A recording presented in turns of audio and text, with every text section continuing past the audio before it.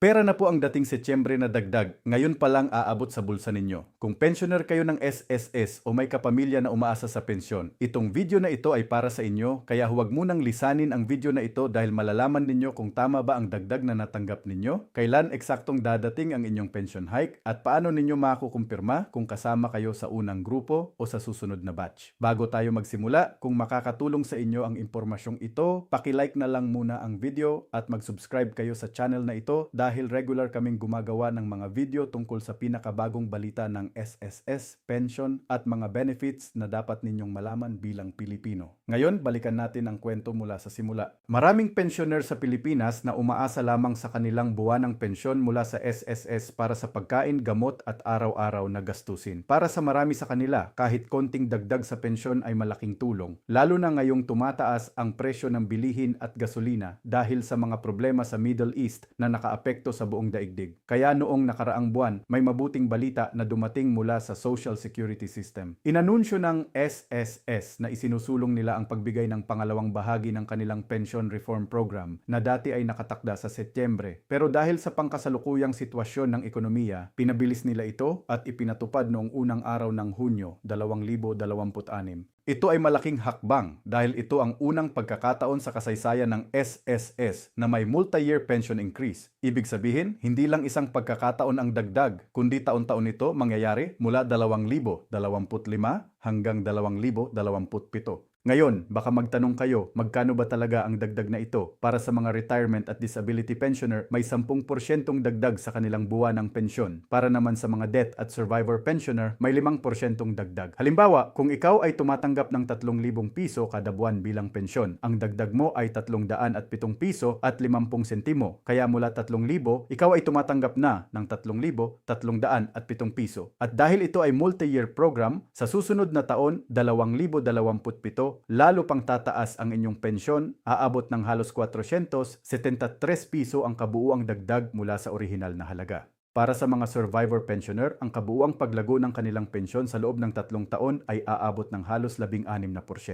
Pero ang pinaka-importanting tanong dito ay ito. Sino ba talaga ang makakatanggap ng dagdag na ito ngayong Hunyo at sino ang maghihintay pa? Dito po pumapasok ang detalye na maraming pensioner ang hindi pa alam, kaya mag-ingat kayo sa pagdinig nito dahil dito malalaman ninyo kung saang grupo kayo kasama. Kung kayo ay isang pensioner na ang inyong contingency, ibig sabihin ang PETSA kung kayo ay naging qualified para sa benefit ay naganap bago o hanggang ika-31 ng Mayo 2026, kayo ay agad na makakatanggap ng dagdag na ito simula pa noong unang araw ng Hunyo. Ibig sabihin, kung kayo ay pensioner na, ang dagdag ay dapat ay kasama na sa inyong pensyon simula Hunyo, Hulyo at patuloy na buwan-buwan. Pero kung ang inyong contingency, halimbawa ang petsa ng inyong retirement o ang petsa ng pagkamatay ng isang miyembro para sa survivor benefit ay naganap sa pagitan ng unang araw ng Hunyo hanggang ika-31 ng Agosto 2026, ang inyong dagdag ay hindi pa darating ngayon, kundi simula pa lamang sa unang araw ng Setyembre 2026. Kaya napaka-importante na malaman ninyo kung saang grupo kayo kasama dahil dito nakadepende kung kailan ninyo aasahan ang dagdag.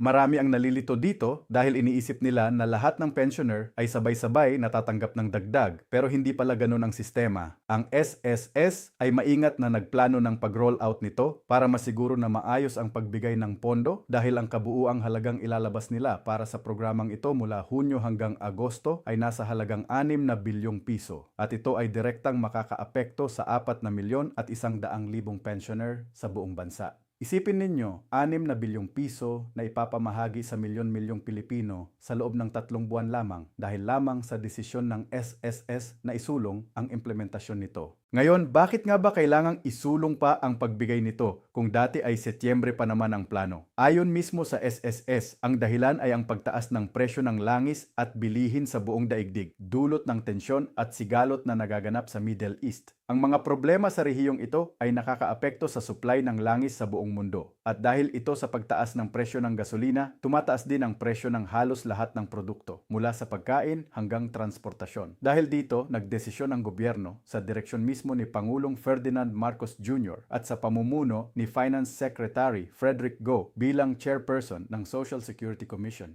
Nadalian ang pagbigay ng tulong sa mga pensioner para hindi sila lubhang maapektuhan ng pagtaas ng gastusin sa pang-araw-araw na buhay. Sinabi mismo ni SSS President at Chief Executive Officer Robert Joseph Declaro na nais nilang masiguro na ang mga pensioner ay may access sa napapanahon, abot-kayang at maaasahang tulong pinansyal sa oras na talagang kailangan nila ito. Bago tayo magpatuloy, kung kayo o ang inyong magulang, lolo, lola o kapamilya ay isang SSS pensioner, paki-comment sa baba kung kayo ay nakatanggap na ng dagdag ngayong Hunyo o kung kayo ay nasa grupong maghihintay pa hanggang Setyembre. Malaking tulong ito sa kapwa nating manonood dahil sa pagbabahagi ng inyong experience, makakatulong kayo sa iba na malaman din kung ano ang aasahan nila. Ngayon, balikan natin ang malalim na background ng programang ito dahil mahalagang maintindihan ninyo na hindi ito bigla ang desisyon lamang kundi bahagi ng mas malaking plano ng SSS na tinatawag na Pension Reform Program o PRP. Ito ang unang pagkakataon sa buong kasaysayan ng SSS na nagpatupad sila ng pension increase na tatagal ng maraming taon ng sunod-sunod.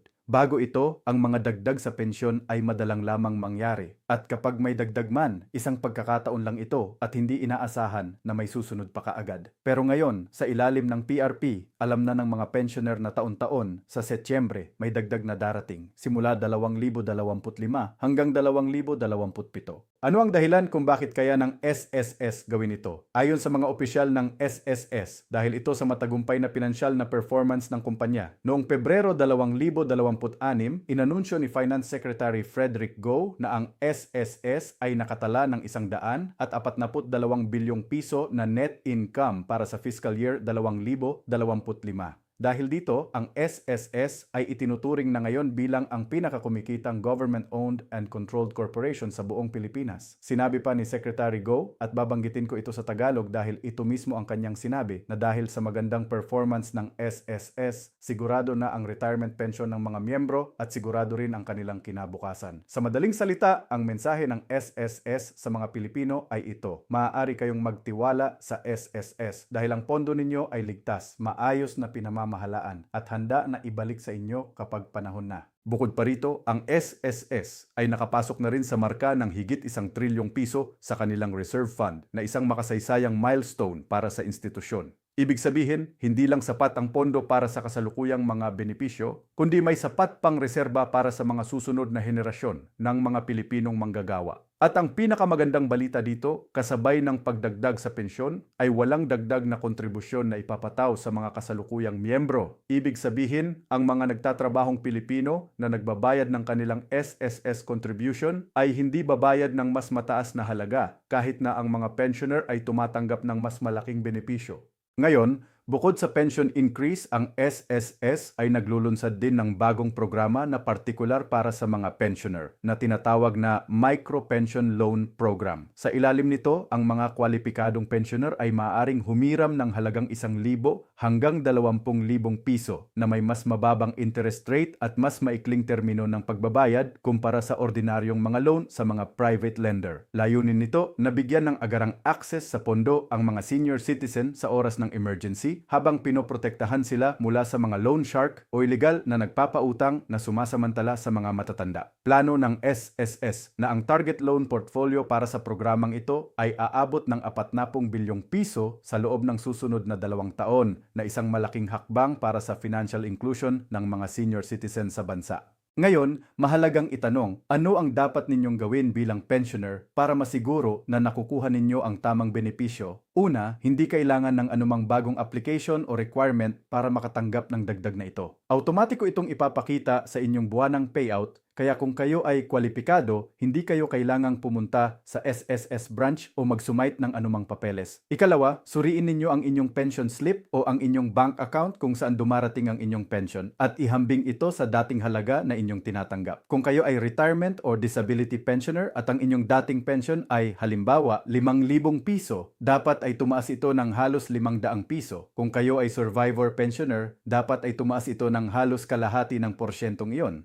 Kung sa palagay ninyo ay mali ang inyong natanggap, maaari kayong tumawag sa SSS hotline o bisitahin ang pinakamalapit na SSS branch para magtanong at magpaliwanag ng inyong sitwasyon. Ikatlo, alamin ninyo kung saang grupo kayo kasama, ibig sabihin kung ang inyong contingency ay bago o hanggang Mayo 31, 2026, dapat kayo ay kasama na sa unang batch ngayong Hunyo. Kung ang inyong contingency ay nahulog sa pagitan ng Hunyo at Agosto, asahan ninyo ang dagdag sa Setyembre. Marahil naiisip ninyo, paano ko malalaman ang petsa ng aking contingency? Sa madaling salita, ang contingency ay tumutukoy sa partikular na pangyayari na naging basehan ng inyong benepisyo, halimbawa ang petsa ng inyong retirement, ang petsa kung kailan kayo nagkaroon ng disability o ang petsa ng pagkamatay ng isang miyembro para sa survivor benefit. Kadalasan, ito ang petsa na nakasaad sa inyong original na approval o award letter mula sa SSS noong unang kayo ay naging pensioner. Kung hindi kayo sigurado, ang pinakamadaling paraan ay ang pagtawag sa SSS o pagbisita sa inyong MyTuldok SSS online account kung saan makikita ninyo ang detalye ng inyong benepisyo. Bago tayo magtungo sa pagtatapos ng video na ito, nais ko ring banggitin na bukod sa pension increase at sa microloan program, ang SSS ay mayroon din ngayong programa para sa mga miyembro na may past due na short-term loan.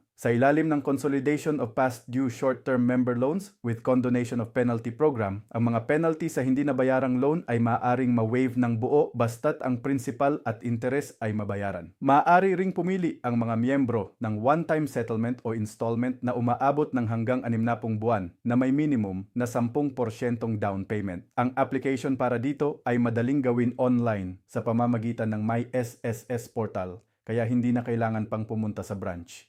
Kung iisipin natin ang lahat ng ito, makikita natin na ang SSS ay sinusubukang ipakita sa mga Pilipino, lalo na sa mga senior citizen na umaasa lamang sa kanilang pensyon, na may pagbabago talagang nangyayari sa institusyon. Mula sa pagsulong ng pension increase hanggang sa paglunsad ng mga bagong loan program para sa mga pensioner, ang mensahe ay malinaw. Ang SSS ay nagsusikap na bigyan ng mas mabuting serbisyo ang mga miyembro nito habang sinisiguro na ang pondo ay matatag at maaasahan para sa hinaharap. Pero bilang mga Pilipino, mahalaga rin para sa atin na maging aktibo sa pagsubaybay sa ating sariling benepisyo dahil walang ibang mas mauunang mag-alaga sa atin kundi ang ating sarili. Kung natulungan kayo ng video na ito na maintindihan ang bagong pagbabago sa SSS pension, gawin ninyo akong pabor at i-share ninyo ito sa inyong mga kapamilya, lalo na sa mga magulang, lolo at lola na maaaring hindi pa nababalitaan ito. Marami sa kanila ang umaasa lamang sa balita mula sa telebisyon o sa kapitbahay, kaya ang pagbabahagi ng impormasyong ito ay direktang tulong na maaari ninyong ibigay sa kanila ngayon. Huwag din kalimutang i-comment sa baba kung anong topic tungkol sa SSS o sa ibang benepisyo ng gobyerno ang nais ninyong talakayin sa susunod na video dahil binabasa namin ang lahat ng inyong comment at ginagamit namin ito para pumili ng susunod na paksa. Maraming salamat sa panonood at sa susunod na video, mas marami pa kaming balita at impormasyon na ihahatid para tulungan kayong maintindihan ang inyong mga karapatan at benepisyo bilang miyembro ng SSS.